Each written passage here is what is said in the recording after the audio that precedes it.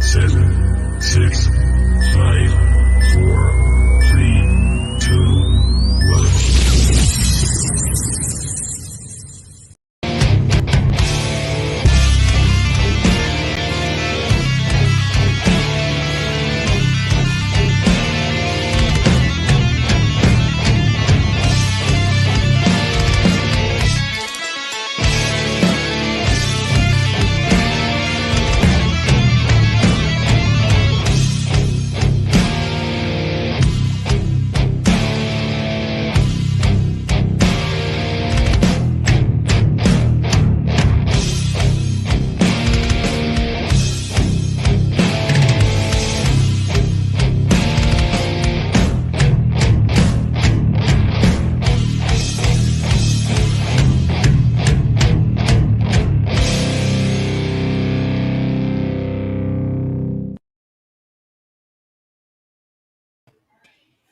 Boom! Welcome back to another episode of the NXT Round Up. It is me, it is the dad bod god himself, the bald, the beard, the fucking beautiful Piers Austin. And tonight, today, wherever it is, I am joined once again by the one-ton sex machine, Glenn, the Burger King Sexton. What's going on, brother? Not much, bro. What's going on? Not much. Just another lovely Wednesday night. I just got finished watching NXT, getting my fix in, getting to all the information that's happened on the show this week. I'm really pumped. But before we get into that, all of the goodness of what was and badness of what was NXT, let's take a quick second, a quick pause for the cause to thank some of those amazing sponsors who help keep the lights on up in this bitch. Yep, First up, we got that healthvape.com. Health Vape is your healthy vaping alternative. Ladies and gentlemen, if you are a smoker or someone in your life is a smoker or a vapor, or like someone like me, if you know someone who walks around doing this. Well, you can't see it. He's taking a draw off. There you go. You can hear it. You can hear it. But if you want to get into a healthier lifestyle, check out healthvape.com. All of their products are no nicotine, no addictive or harmful chemicals. And they are vitamin infused, ladies and gentlemen. So that is right. Go over and check them out. Healthvape.com. Use promo code MWA pod to get a 10% discount on your final purchase. All right. You going to press the button or am I going to press the button? Because we both went for the board this time.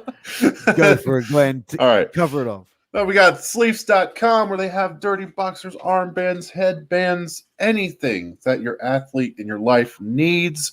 They even got some customized gear. Go check them out, sleeves.com. We also got a promo code MWA pod for 10% discount. Get in there. There you go, brother. There you go. Man, you know what? Like, I actually watched Raw this week as well. Yeah, I know. Surprising, right? Were you that bored? Yeah, I was. I tuned in. I watched a little bit of it, and there was some good and bad bits of that, bro. I'm not going to lie, but I listened to a couple things. I was on Twitter. I was on Facebook. Heard a couple things about it. Okay, all right. I think bringing back the King of the Ring has done a little bit of good, you know, even the queen crown they got. Yeah. Because but aren't they doing the same thing, bro, that like they do every year? Like, isn't the King of the Ring isn't anything new? Well, no, the last king they had was King Corbin.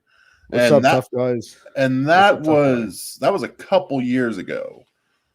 So no, yeah, Shinsuke Nakamura won it last year. No. He stole the crown. He didn't win it. Oh, really? Yeah. Oh, so you can technically call it anarchy, and then turned it into monarchy. But that's about it. Yeah, I don't know, dude. I think it's all very interesting stuff. But man, you know, before we get into the show, I do just want to mention quickly for everyone to tune in for Wrestling with Sports tomorrow at 8 p.m. USA Eastern time, which will be Wednesday night. 8 Wednesday PM night Eastern time. 8 p.m. Eastern time, and then tune in, which will be 11 a.m. Australian time Thursday. So make sure you guys tune in for that. That's hosted by Boogaloo, King Mega, and Lowrider. So you don't want to miss that. But yeah, look, dude, getting into this week's NXT, man. Okay, so the start of NXT. Okay. So all right. So we see the jabronis walking, like the hit row guys walking in. Then they get jumped by Legado del Fantasma. Then two of them get kidnapped. One of them already isn't there, and then they leave Swerve Lane. So, okay, first of all, that sort of an angle. Do you think it's a little bit? I don't want to say risque, but like they're pushing that boundary with NXT further and further, right? Yeah. Like they're just done an abduction angle. Like it's a lot. I mean, something like that. Less is more. You don't have to go over crazy with it. Like, we get that you're going edgy with it, but an abduction angle? Holy shit. I think with it, it's a way for him to write off the rest of the hit row. Yeah, it was because I mean, like Swerve going to SmackDown, cool, but the rest of them, and I think that her like B-Fab's match the week prior, like, or was it last week? She had that garbage, not garbage. That was 2 weeks ago. Hardcore title. It was garbage, but it was a hardcore title match, and it just exposed how green she was. Yeah, and that's coming from someone like myself who isn't a wrestler, who isn't trained. I could sit there and go, "Well, hang on a second, that didn't look right," and a lot of that stuff happened when I watched that match. So I think it is a way maybe to write them off and put them back through the. I don't know, man. Like that's what it sort of points out to me. I'd be surprised if they just surprisingly show up on SmackDown unexplained. like I didn't think about it that way. I thought like, oh, they're probably just getting rid of them just to be like, all right, cool, you don't have Hit Row out there with you now. But it'd be interesting to see if they actually take them off TV because they're not ready. Swerve ready. He's very ready. But like, yeah, you're right. The rest of them, no, not so much. So, yeah. I mean, there could have been a different way to do it, but I think it's a little too edgy with an abduction angle because that's just a little much. But that's absolutely. You know, I completely agree. But you know, they are doing that going that little bit edgier and that going that little bit more of an edgier life style, and you've definitely seen that with the swearing starting to be implemented in the show. So I think you're going to start to see the boundaries getting pushed there, but. The first match of the night, dude, Joe Gacy versus Tommaso Champa. Gacy cutting a promo. Yeah. My little snowflakes. Yes. Popped for that. Like, so did I. I thought that was hilarious. We saw Haaland in the audience. Now, do you know who Haaland is? Yeah, it's Parker Boudreaux. Yeah, exactly. I thought it was Parker Bordeaux. I don't know. That mean Louisianans.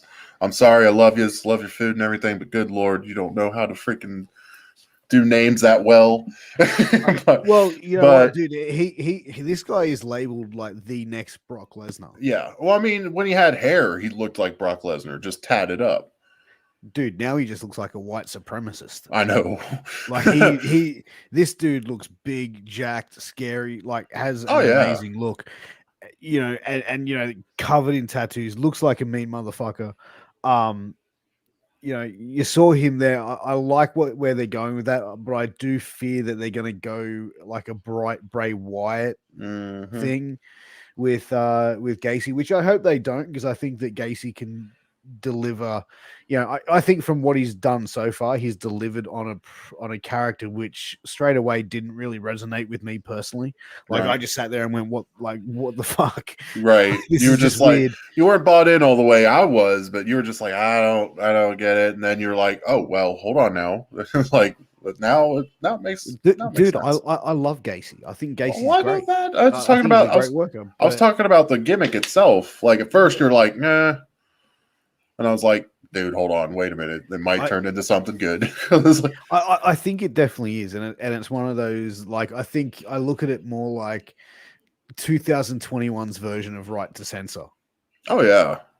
You know what I mean? Like you see that sort of little aspect of it. You know what I mean? Like back then it was something completely different. It was you know the parents of America and all this other stuff, and trying to censor everything. And then you've got people now, which is the easily offended generation, and everything along those lines. So I think that this is definitely playing into that, and I do get that feeling of it is this generation's right to censor. However, like I think Joe Gacy is making it his own. Oh, yeah. And props to Joe Gacy, because I've said before, and I'll say it again, he is a hell of a talent, and you can definitely see that he's invested into making this character work. But his match for the night was against Tommaso Champa. If he won, he was going to be put into, or if he went over, he was going to be put into the match at Halloween Havoc with Bron Breakker. Tommaso Champa, he went over. Decent match, man. Like it was decent. Like the kick when like Gacy was upside down, like left in the ropes, the double kick to the face, that looked nasty. And that's the thing with Ciampa, man. Every time he gets in the ring, what he does is nasty. What he does looks nasty. What he does looks legit. And he looks $1 million. Like he looks like he hasn't had a carb since 1986. Fuck no. Like I said, his Instagram is filled with him just working out. That's it. I'm just like, dude, okay. But dude, he is an absolute, like, he's the guy that they should have as the face of NXT. Like, he definitely has that look. But the match itself with Gacy, I enjoyed it. It was a good opening match. Yeah. Was it the greatest match? No, I've seen both guys have better matches. And I know those guys could have a better match. But it wasn't bad. Near the ending when Haaland came out and jumped Tommaso Ciampa and then grabbed hold of Gacy, and Gacy's doing like, bro, like we just got done with the index love angle, bro. Like we don't need another one straight away. But Jesus Christ. Even then, that was kind of like a weird moment. But you can definitely see there's going to be working towards an angle there, and with those two. And I think you're probably going to see a darker side of Gacy come out as this angle goes on. I kind of get the feeling it'll be like a Charles, and this is going to sound fucked up, but I think it's going to be much like a Charles Manson type gimmick. Like a cult leader. But I suppose that was Bray Wyatt. I mean, Bray was kind of the same way, but he wasn't like caressing people like that. No. But what did you think of the match? The match was good. It was really solid. When you mentioned, I'm actually happy you mentioned the kick to the face when he went for the head spring, because it made me laugh. I was like, okay, I wasn't expecting that. Just little things like that make me pop just a little bit, like something like you wouldn't think you would see, because we've seen Gacy do that handspring, and then Tommaso just comes in, just fucking drop kicks him. It was awesome. I loved it. It was a good match. If they would have went longer, it would have been a little bit better. I think they could have. I think honestly they could have went a little bit longer, but they got other things to do. That's fine. That's perfect. But with the whole caressing Harlan thing, I was like, this is weird. And then Harlan's just like looking at him all wide-eyed, and then he just runs away, and I'm like, man, this feels like teenage Glenn. Like, just run away if something awkward happens. I'm like, Jesus Christ. Like, nobody caressed me like that, though. I just want to put that on record. But I mean, I want to see more of it. Not the caressing part, but just the storyline. But it looks like it's going to be shaping up to be like a cultish kind of thing. I want to see who else they're going to bring in to the fold, bro. And it comes back to it does the same thing, like trying to relive Bray Wyatt's character, trying to capture lightning in a bottle twice, right? And to be honest, let Gacy be Gacy. Give him what to work with this character, but let him develop it. Let him do it itself. And like I said, the promos I think were really solid, and I really enjoyed it. And the match itself, like I think it's definitely a slow build for Gacy, and we're starting to see little bits of things starting to make sense each more week. But straight after that match, dude, like I mean, like straight after that whole thing happened, Toxic Attractions music came in, and bro, like they seemed to do things very quick. Like they were just transitioning into like not even the guys in the ring were getting to the back. Yeah. And you know, we saw Toxic Attraction. They come out for a promo. Dolan's promo and Jane's promo felt very rehearsed, very rehashed, and kind of generic, to be honest. No. Like I didn't. It just sounded like it was so scripted. Like they may have well been speaking like this, and then seeing what the crowd would like. It was very, very rehashed in my view. Mandy Rose saved that whole segment in my eyes. You know, I think we're starting to see some of Mandy's best work. Both promo and in ring, like her in ring style has the aggression's been turned up a couple of notches. The promo, and even her sort of saying, you know, I'm the baddest bitch around, and or the baddest bitch here, and you know, like there was, you know, there was a lot of, you know, feeling in that, and like I said, I think that she's definitely sort of going up to getting, you know, leveling up right now, and I think that that's where she's going. I think Mandy, like, you know, I think right now, like, I think that if they were to put the title on her, it wouldn't probably be a bad thing. No. I love Mandy Rose now. I mean, I don't know what it is. Well, she didn't really have much of a character when she was in WWE. Well, the WWE portion of WWE. I mean, it was just Otis and I'm so pretty, look at me. And now it's just like, I'm going to fuck somebody up. And I'm like, yeah, you are. You're going to, okay. I don't know if it's the hair color change, but now I'm like, I'm in. All right. You've got my attention. I think it's pretty solid, dude, to be honest. Yeah, like it's really solid. It definitely is. But then we saw Zion Quinn come out for a match, the Aussie former rugby player. Who was the guy that he wrestled? I missed his name. Ooh, crap. I got it. Crap? Let's call him Crap. No, let's not do that.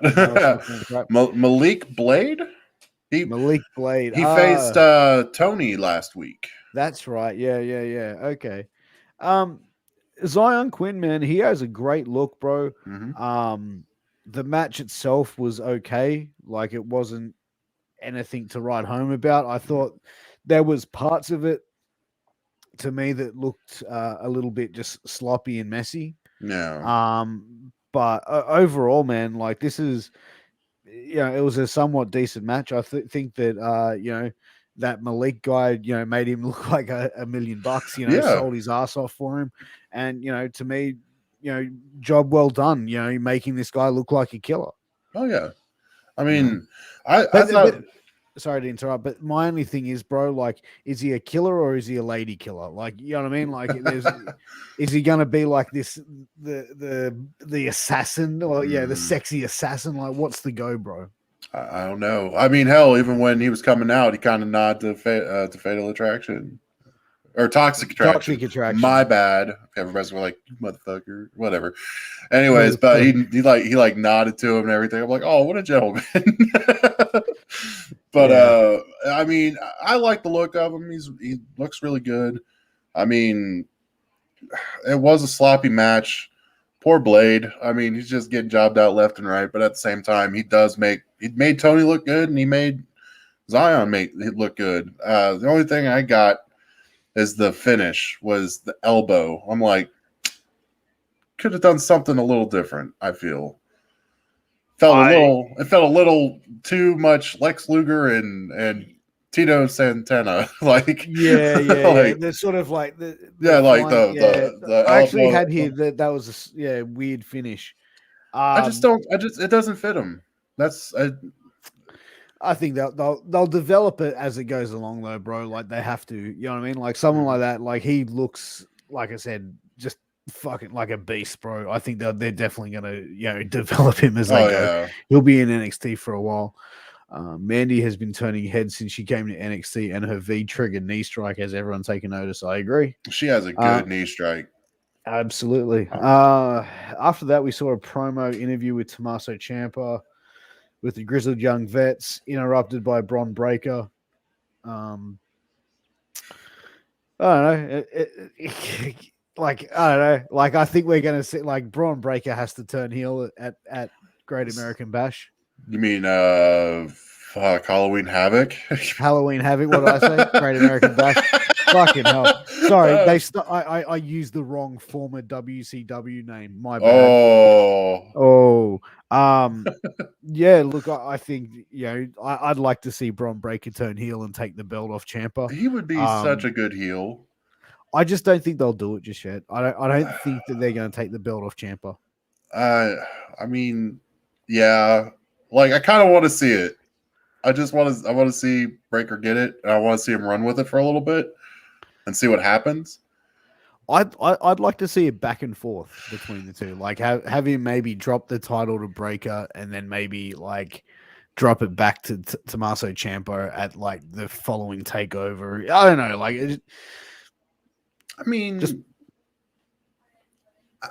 I don't know. I don't know what's with me. I mean, I love Tommaso Ciampa. I mean, him with Goldie is badass. I love that shit.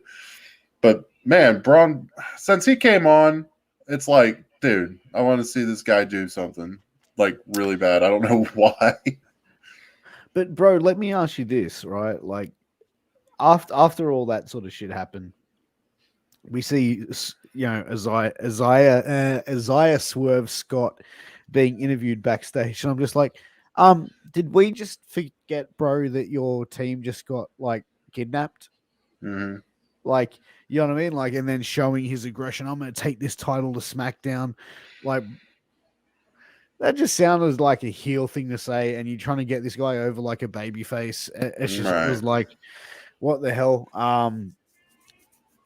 I think Swerve Scott, I think put in that situation where they got abducted, I think it was just a shitty way, man. Like, jump him, like, send him to the hospital. You know what I mean? Like, that makes sense. Having him commit a felony, right? Like, and then they're just like walking around. But like, where were they? Like, where? Like, if Phantasma was in the ring, I don't know, dude. I digress. But Swerve Scott got a little bit intense at the end, but. It was like, why the fuck why would you be having that thing? But they'd want me to go out there and win. No, bro, they just got abducted. I'm sure they're not sitting there going, fuck, I really hope he wins. Hey. Yeah. I'm sure they're like, I hope we stay alive for this. Not like, oh, I hope he sure wins. Yeah. Fucking wrestling logic. Oh, bro, I don't understand it sometimes, man. Me neither. Eli in the chat, some are saying that Ciampa retains, and then we get Ciampa Santos Escobar for the title. As for Swerve as a heel, wasn't he one in Lucha Underground as Killshot? Yeah, I think so. But they're portraying him as a babyface now, since that's why, like I'm saying, like, why the fuck are they getting him to do a heel type? You know what I mean? Like, are you trying to get him sympathy or heat? Like, I don't know. Like, that promo just didn't make sense. But what do we have next, Glenny boy? Let me look. Stardy. We had the debut of Ivy Nile. The debut of Ivy versus Nile. Valentina Feroz. I'm probably saying that wrong. You tell me what you thought about this match. It's a nice showing. I mean, it showcased Ivy. It did. What are you doing? Freaking me out, bud. It wasn't a bad match. It was just a showcase match. She looks good in the ring. She looks great. Yeah, like, she looks like she knows what she's doing.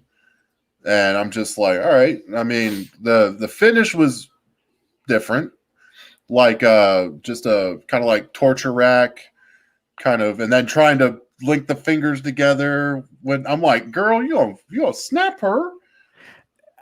I didn't get, like, it was a unique submission. I just wish that her opponent sold it more. Like, it was just like, She was just like, laying. oh, next minute it was like, yeah, she was just laying there, and I'm like, no, you need to sell that a little bit more, like. But I mean, a lot of like Wade Barrett even mentioned this. Ivy reminded him of a younger Beth Phoenix, which I was like, I could see that. I could definitely see that because God, the stalling suplex that she did. yeah, I mean, that's something Beth would have done. I mean, she's definitely got power to her. I mean, I'm sure they're going to build her up. I'm sure they're going to build everybody in Diamond Mind up. I mean, I like them. They're a good stable. It really is.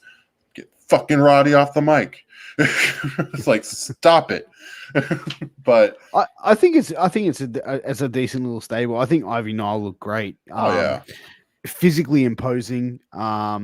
Unique finisher. As I said, I wish the opponent sold it a little bit better.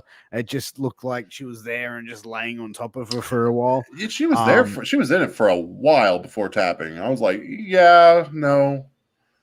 Yeah, Malcolm Bivens, the manager of the Diamond Mine, I really like. Yeah, and the manager is a lost art in professional wrestling. It is. The manager, like it's almost dead in pro wrestling, bro. Because I think most, and this has been told to me by someone in the business. They've said that why would they want to manage a wrestlers want to be able to speak for themselves and have that. And I think when you can have managers that go in that fit well with a performer and bounce off a performer, and you're seeing that with Heyman and Reigns. You're seeing that, with the Undertaker and Paul Bearer. You've seen that, time and time again. Malcolm Bivens is that guy. Mm-hmm. I just believe that the Diamond Mine should be that stoic group that doesn't talk, and that's why he's there. He's the guy that's there making the deals for the big fights, getting the guys to that. You know what I mean? Like, that's just my personal thing. Oh, I'm with you. But I think Malcolm Bivens does an amazing job as the mouthpiece of that group, and I think they should have him doing all the talking for them. Oh yeah, I mean, he's also funny on Twitter. You gotta check him out. He's hilarious. Like, he'll just take random pictures and fucking joke around. I'm like, all right, that's pretty cool. But talking about random pictures, I just want to take a quick second, Glenn, here to just let everybody know about our new merchandise store at Store Frontier, at storefrontier.com/MWA World. You can get some amazing shirts like the Shooting the Shit Uncensored shirt, and also you can get it in short sleeve, long sleeve. You can get it in a rag line. You can get it in a tank top. You can get aprons, baby onesies, face covers, beer can stubby holders, can koozies.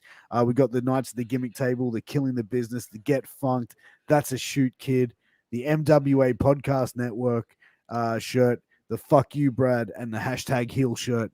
And we're going to have new merch happening every single month. So we're going to release something new every month. So make sure you go check out our merch and some of those amazing products that we got there. We've got everything covered, really, don't we? Shirts, long sleeve shirts, singlets, baby onesies, masks. Yeah. Dude, it is fucking happening. It's amazing. Anyway, sorry to cut you off there. So we're just talking about you're putting over the Diamond Mine a bit. Yeah. I mean, they don't need to talk, but I mean, okay, I'll make an exception because the Creed brothers. I love the Creed brothers. They just seem like the Smash Mouth kind of group that just doesn't give a fuck. But of course, I mean, we saw it. Captain Suit Jacket came out. Giro, either way, and want to challenge Roddy for the Cruiserweight Championship. And of course, I believe it was Julius Creed that got the mic. He's like, is this guy serious? I'm like, okay, all right, I'll allow it. You're cool because you don't know what he's going to say. That's why. But they ended up having a match, which Jiri got messed up. He lost. It was a quick match. Like, that was it. And then all of a sudden, Kushida came out, tried to help him out, punched everybody, almost got Ivy, of course, being the gentleman, and gets his ass kicked. you know what? Like, I thought that's the way they're going, and they're getting edgier and edgier. Like, it got like, Yeah. and the fist went down. And intergender wrestling is something that's big, on the indies. Oh yeah.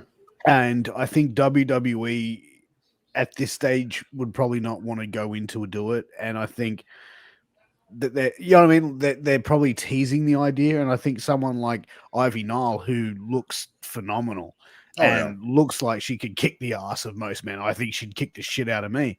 They're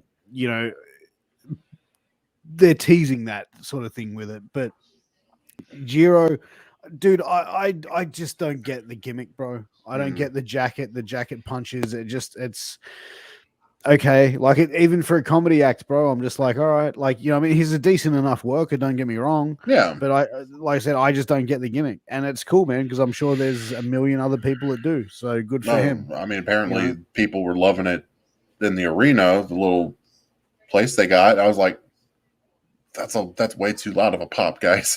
I like him. He's a cool guy. He is. Jacket punches.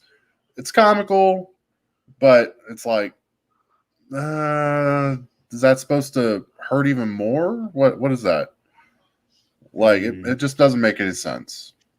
It'd be good if he's a heel and then he's got loaded punches and he's got a weight or something in there. It'd make a lot of sense. But anyway, I digress, man.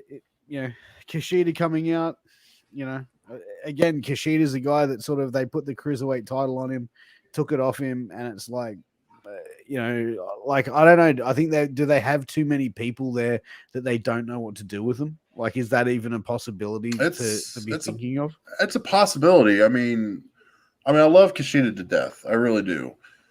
But I honestly don't think they don't know what to do with them. Hell, they're trying to get more people debuting. We got a new superstar coming in next week, which I forgot the name. Bad journalism by me. But, like, it's cool that they're wanting to bring all these people in. But you're going to lose some people in the fold while you do that.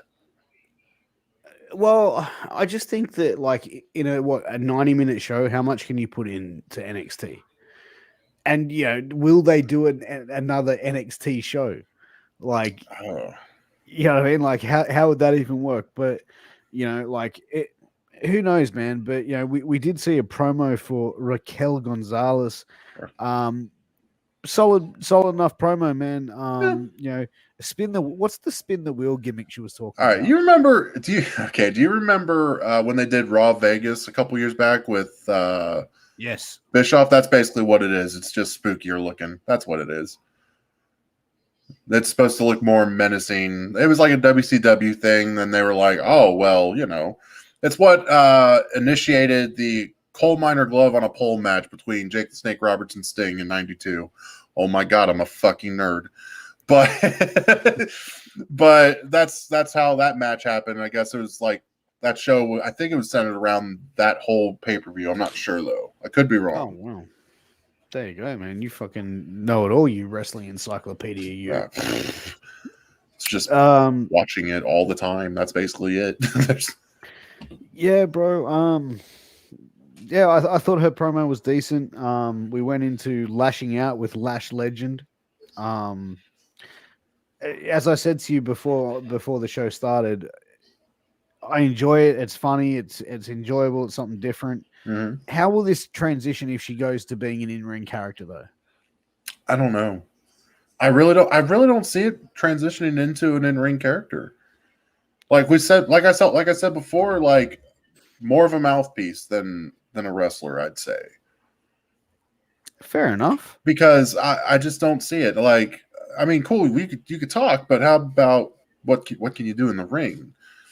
I mean, if you're just gonna be this talk show host, that's fine. That's cool. You break down what happened the week before. That's cool. That's great. But I mean, like, hell, you had Tony go up to her last week and you thought something was going to happen there, but nothing really happened. And I don't know. I just don't see her as an in-ring competitor. But I mean, hell, I could be wrong. She could be an in-ring competitor, and they're just working with her right now. They're trying to develop her, which that's fine too. Take time to develop instead of just throwing them out there. like they did with BFAT.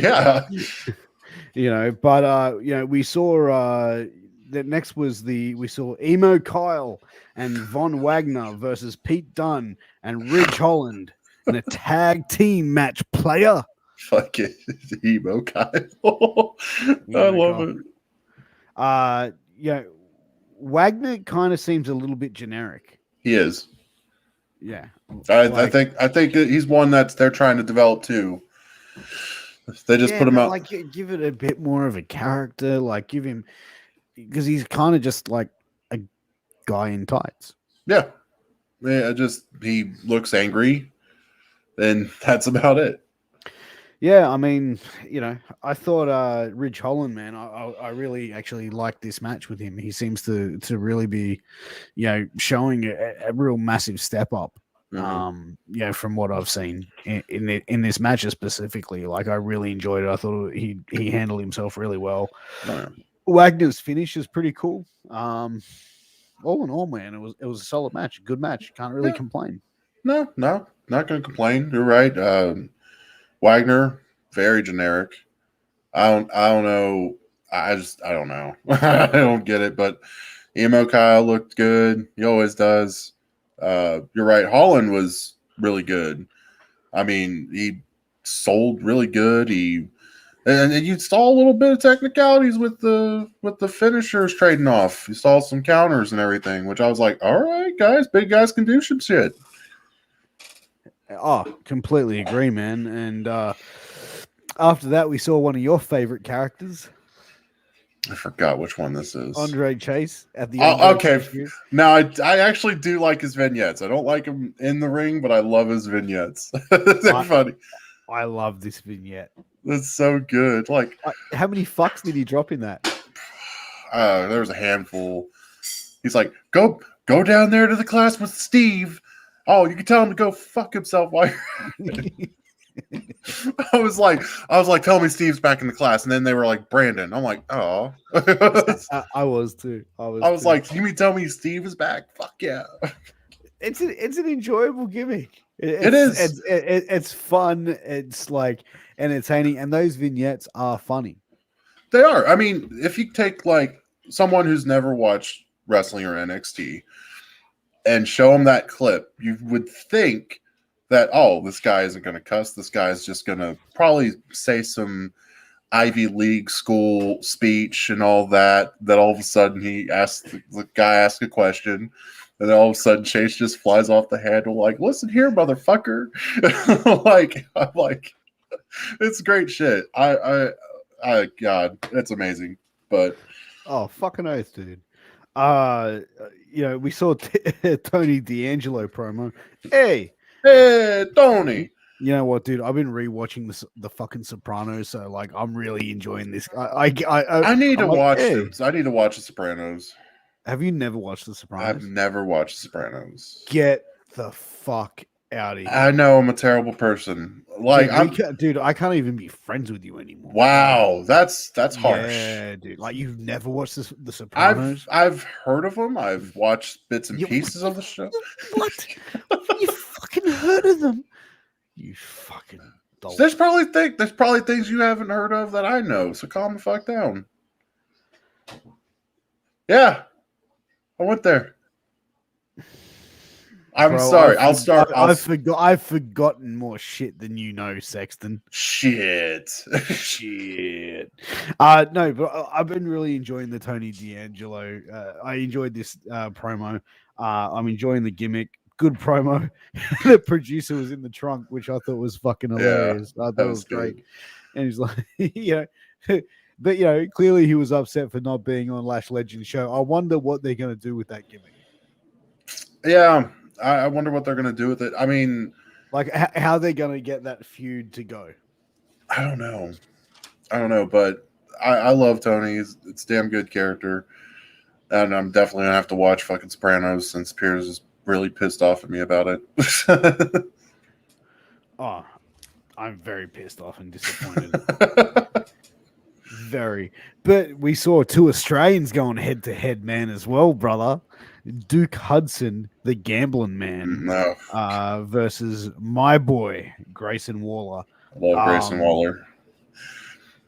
Dude, the promo that Grayson had before that, like the Golden Gloves, the boxing, dude, like Is that because legit? he does have a background in that shit, I believe. Oh, yeah. My only thing is I've seen him cut promos, and that was not like that. That was okay, but I've seen him cut better promos. Yeah, he sounds like he could cut better than that. I was like, really? Golden Glove? Nothing against him, bro. Like he's a phenomenal talent, and I love the guy's work to death. But you know, it just felt a little bit forced. Yes. And I don't know. I could be completely wrong. I could be looking at it a different way. But the match in itself, Hudson and this poker gimmick, bro. Like the guy looks fucking great. Don't give him the fucking gambling man gimmick, bro.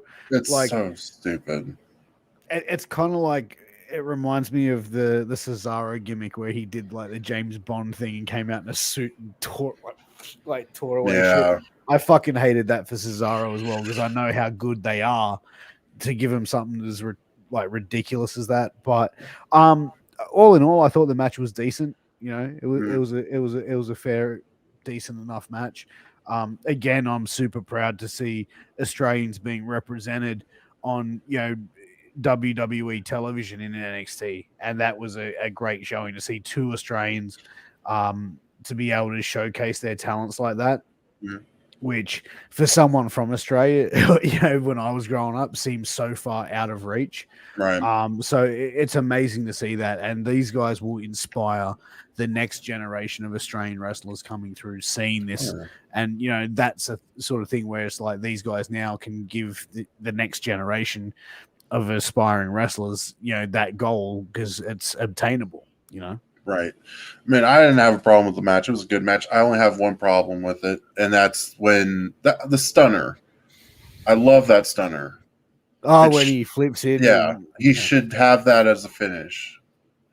Like, that should be it. But it'd be too hard to have it as a finish. It's kind of like one of those setups, you know? I know, but at the same time, it's like, okay, so let's see. Kevin Owens does the stunner. Randy Orton does the RKO. It's different, whatever. But like Stone Cold, like how many people kicked out of the Stone Cold Stunner? None. Exactly. How many people kick out of a fucking RKO? Not an RKO, but Kevin Owens Stunner. Probably couple. Dude, the fuck? Like Stunner used to be so badass. Now it's just like it's just another kick out move. This is going to turn into a rant, and I'm not even on fucking killing the business right now. but that's the only problem I had with the match. Like, dude, what? Because it's such a good move, and it could be like an RKO kind of moment where it's out of nowhere. But he has to be out of the ring, run back in the ring. You know what I mean? Like it's too complicated to be a finish. Yeah. Bro. All right, you're right. You know, but you know, we see a quick promo from Santos Escobar.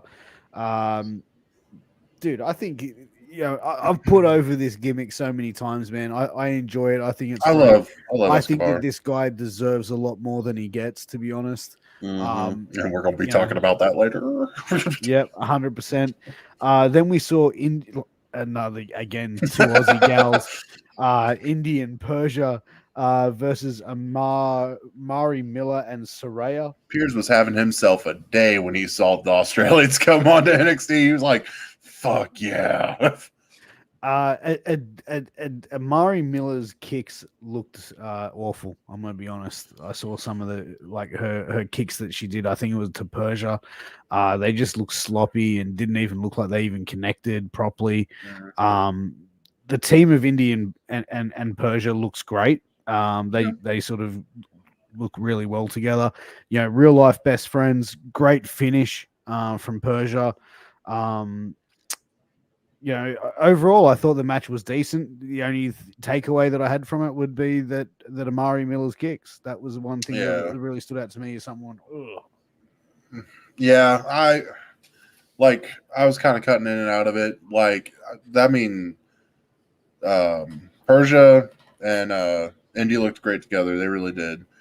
I mean, now that I know they're real life best friends, I didn't know that, but shit. I mean, that's great because there's chemistry there and they know what to do, which I can see them be a formidable tag team.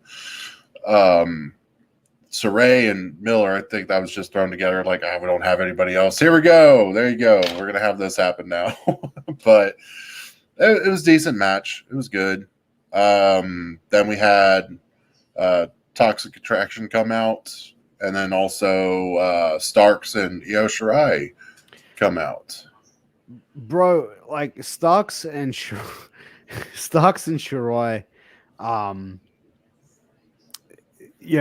that whole like, I don't like you, and I really don't like you shit just gets fucking old, bro. Yeah. And even then, like, the piss take of it, Toxic Attraction, then coming out, leaving the champ standing tall, So, I feel with Shirai and Stark that they're going to have to sort of like, at Halloween Havoc, if they've got them to like wrestling on the show, they've got to have them drop the titles. They've got to have like a payoff at the end of it, I believe, like to have, I'd like to see Stark turn heel just because I think that it would be a good swerve.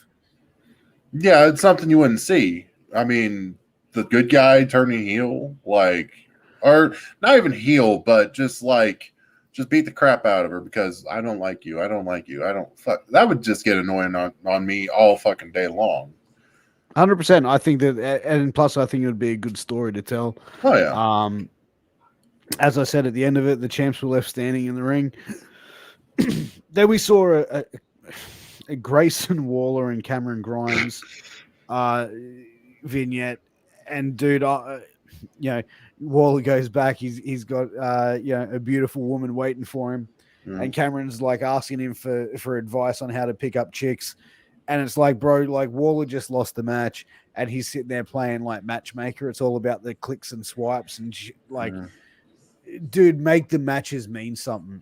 Yeah, like make the battles mean something, because it's like when you see a guy lose, and you look at a fighter, bro, like a UFC fighter, they lose a fight, fuck, you know what I mean? Like, make those matches mean something, you know what I mean? Like, again, like, I think it's a good little comedy spot to do for the both of them. I just think the timing of it probably wasn't the best. Yeah, like, I don't know. Cameron, he kills me. I love Cameron. Waller. I love both of them, man. I just don't think the timing of that was poorly executed. Like, maybe save it for another time, maybe. I mean, you just lost and everything, but Waller killed me. He's like, cleaned yourself up real good, shaved your chest, trimmed the beard. I was like, that's like asking me to shave my shit. That ain't happening. It's not, no. That's just not happening. There's no way in hell, because that's a 2-day job and a half. That ain't happening. I could just imagine with Grimes. Good Lord. With you, bro, would get a weed whacker. I know. We could sell my hair to a sweater. We could put it on the storefront. Sell your hair to a sweater? No, yeah, sew it. Like we could sew it. Oh, sew it. Yeah, make some extra merch. Yeah, there you go. Look at that. Then we had the main event of the evening: Swerve versus Escobar. Yes. Escobar. I can't do it either. This match finally happening. Thank fucking God. Good Lord. It took forever. Bro, let me say this. Swerve, how long was Swerve champ for? Oh my God. For a while. He was champion for a long time. He got it off of Gargano? No, Bronson. That's right. Bronson Reed, Jonah. So he had the belt for like 3 months. Yeah. And he defended it how many times? This was the first. You're doing something wrong. Like, come on. He should have had more title defenses than that. Well, dude, it comes down to like make your championships mean something. And because like clearly that title was just like, like it's there, but what is the reason for it being there, bro? Right. So he's actually had it for close to 4 months. So 4 months and you haven't had the championship defended. Like, what's the point of the belt? Right. It kind of reminds me of Dean Ambrose's run with the U.S. title when he was with He the had a similar one. Yeah, he was with the Shield. He had the U.S. title. He barely defended it. Like he defended it here and there a little bit, but like rarely. And I'm like, that's right. I remember that. And I'm like, because they were like, oh, he's like one of the longest reigning, and I'm like, yeah, but he hasn't defended it. like I love John Moxley and Dean Ambrose, whatever the hell you want to call him. This is an Ohio boy, Cincinnati, got to represent. But like, dude, come on, like defend that title, make it mean something. I mean, it's the U.S. Championship. It's a lot of lineage right there. Yeah, I mean, regardless of that, bro, like I think that 4 months with a championship not defending it, like what's the rule? Like if you don't defend it in 30 days, you 30 have to vacate days. it. Yeah, they're breaking Like, their own fucking rule. Those rules are gone out the fucking window. Both great performers, man. This match, to me, was great. It was, bell to bell. Probably a little bit too much high spots in it at certain points, I think. Yeah. Legado del Fantasma coming out, intervening. Carmelo Hayes and his Trick come out to the ring, and they saved the day. Get Swerve, getting the pinfall 1, 2, 3, getting that win. Then he's celebrating with Carmelo, bro. As soon as I saw Carmelo come out, I'm like, this is what's gonna fucking happen. Yeah. Mm-hmm. And then Carmelo cashes in his fucking contract, bro. Like, isn't that the same shit as like what the fuck? So he can cash in anytime he wants for any champion, bro. Isn't that money in the bank? Yeah, you might as well just have a briefcase. Like what? Yeah, like it makes no sense, bro. Like why not? Like, how far is Halloween Havoc? When's that? That's just 2 weeks away or a week away. No, 2 weeks away. So why not just have Swerve go and face, like, have a big fight press conference type feel, make it like a big fight feel, like Carmelo's cashing in his contract at Halloween Havoc. You know what I mean? Like, I get it. Like, they want to generate him heat as a heel, but the thing is, they come out, oh shit, like what they're doing out here. And that's the first thing I went to is like, well, you just had him turn heel the other week. They jumped a heel. Now they're coming out to save a babyface. Like, it seems like baby face type tactics, and then having Carmelo, turn and go, fuck you, take the belt, and new champ crown. So, Carmelo Hayes, man, like I said what I said about him the other week, decent performer. A little bit, I don't know, like gets a bit quick. I feel like maybe needs to slow down a little bit. Yeah. But overall, man, look, they need to get the belt off Swerve. I feel like they should have, the right business would have been to do to put it on Escobar. But now Escobar has a beef to go after with Carmelo. So I think that, that's going to be the next feud for Escobar. It makes sense being the next feud. I mean, yeah, it does, but damn, I would have just let fucking Escobar have it. Like you've had this feud happen for how long? We've been wanting Swerve versus Escobar for the longest time. Fucking finally get it. I was like, oh, Escobar's gonna win this. Over. Already know what's happening. Got it. Boys come out. I'm like, fuck yeah. All right, this is happening right now. Eddie Guerrero, this motherfucker. Let's do it. Then fucking Carmelo and Trick comes out, and I'm like, what the fuck is this? I was like, what in the hell's going on? Because I'm like, no. And then sure shit. I mean, I love Swerve, but there's no way an NXT is going on SmackDown. Case in point, it's an NXT title. It's not. If y'all thought that was going to happen, you guys live amazing lives in dreamland, because that was not going to happen. And it would have been interesting, though. It would have been interesting, but I don't see it going over too well. Like an NXT belt in the SmackDown, the fuck's this? But actually, it would have been kind of cool. You could have showcased some NXT guys coming up to SmackDown and trying to get the belt off Swerve and then go back to NXT. But I digress from that. I think it was stupid. I think Escobar should have won. Honestly, I mean, you guys could have built up the Carmelo and Escobar feud some other way. I mean, but if so, like, please let Escobar win against Carmelo. I mean, come on, don't waste this man. He's really good. He is. I agree. Like, as soon as another thing, like, I look forward to him whistling in a fucking match. I don't know why. Like, I guess it's something like arrogant. I guess like all you hear just like, and I'm like, cool whistle. And I'm like, motherfucker, this is a wrestling match. Why are you enjoying a whistle? That makes no sense. Overall, what do you think of the show this week? It was all right. It was pretty funny because last week you said, man, there's a shitload of promos. And I felt like there was more wrestling this week than there was last week. I mean, they were kind of rushing it a bit, like towards the beginning.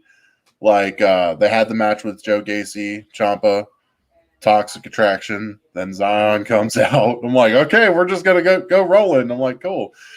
Which I thought was interesting. I mean, nice way to try and speed it up, get more into it. And then, of course, you had Julius Creed going up against Captain Suit, which was nice because I love the Creed brothers. You put you've said it. You got a bit. So I'll say it again. I'll say I'm not a man crush. That's fucked. But no, like it's funny because actually they've been wrestling on 205 Live. They've had a tag team match on 205 Live. No shit. I mean, neither. And I'm like, motherfucker, I'm not going to review every single fucking NXT show. It's not happening. We're not doing that. But I was like, put them more on NXT. But I mean, overall, it was a good NXT, I think. I mean, the ending sucked. I could talk about that all day long, but I'm done with it. But hopefully some good stuff happens between next week and going into Halloween Havoc. Hopefully some other matches get built up for it. If not, then it's okay. It's probably going to be a decent Halloween Havoc, though. Yeah. Regardless. We should see if we can do. We might do a watch along for it. What do you reckon? I mean, we could. It's not going to be. It's probably going to be like NXT, a regular NXT. It's not going to be on a Sunday or Saturday. We'll see. We'll see what we can do. But Glenn, that's been NXT for the week. I thought it was an enjoyable show overall, better than the past few weeks that we've seen. Yeah. But man, what do you got planned for the rest of the day, Glenny boy? Just edit stuff up for MWA, do some stuff around. I have the same fucking question every week. That's the same answer. Right? I don't even know why you even bother asking. It's like, Piers, you already know what I'm gonna do. It's gonna be the same stuff. Well, you know what I'm gonna do, man. Go to sleep. It's 12:30 in the AM. This man will say he'll go to sleep, but he'll stay up till like 3 o'clock in the morning, which makes no damn sense to me. Hey, man. Just saying. It doesn't stop, bro. It doesn't stop, you know. But guys, thank you very much for tuning in to NXT Roundup. Tough guy, thank you again for tuning in. It's always a pleasure. Thank you, Eli Myers, everyone in the chat that decided to tune in. It's absolutely great having you here. Guys, we'll be back next week, but the next show on the MWA Podcast Network is going to be Wrestling with Sports with King Mega, the Dead Presidents, Boogaloo and Lowrider, which will be at 11 a.m. Australian time Thursday, which is Wednesday evening at 8 p.m. USA Eastern. Make sure you tune in for that. Then after that, we have the Funkin' Kingpin show, which will be on Thursday at 8 p.m., which will be Friday, 11 a.m. Make sure you get into that. Then Friday night at 8 p.m. USA Eastern? Yeah. 8 p.m. USA Eastern on Friday night, which will be Saturday, 11 a.m. It will be the Funkin' Kingpin show. No, it's going to be Killing the Business. That's Killing the Business. My apologies. Killing the Business. With the three kings, Kingpin, King Mega, and the Burger King. And guys, tomorrow I'm going to be having an episode of Shooting the Shit Uncensored, at 9 p.m. Australian time, which will be 6 a.m. USA Eastern time. I am going to be sitting down with JT Robinson from PWA. He's a producer, he's a ring announcer, he's a commentator, he is a coach, he is a former professional wrestler himself. So make sure you tune in for that, guys. But man, we can go on and on giving all these plugs. But guys, the most important, or a couple of the most important plugs that I don't want to forget, are our sponsors. Make sure you check out sleeps.com. That's SLEEFS, sleeps.com.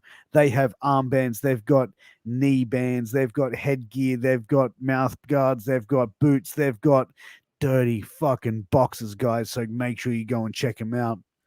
Also, check out that healthvape.com, baby. All of their products have no nicotine, no addictive or harmful chemicals, and the motherfuckers are vitamin infused. So use promo code MWA pod to save yourself 10% at purchase. But Glenn, it's always a pleasure, man. It's always a pleasure, Piers. Until next week. You take it easy, and if it's easy, you take it twice. But take care, guys, because I am the dad bod god, the bald, the beard, the beautiful Piers motherfucking Austin, and this is also the one-ton sex machine, Glenn, the Burger King Sexton. Glenn, say hi to your mum for me. Peace.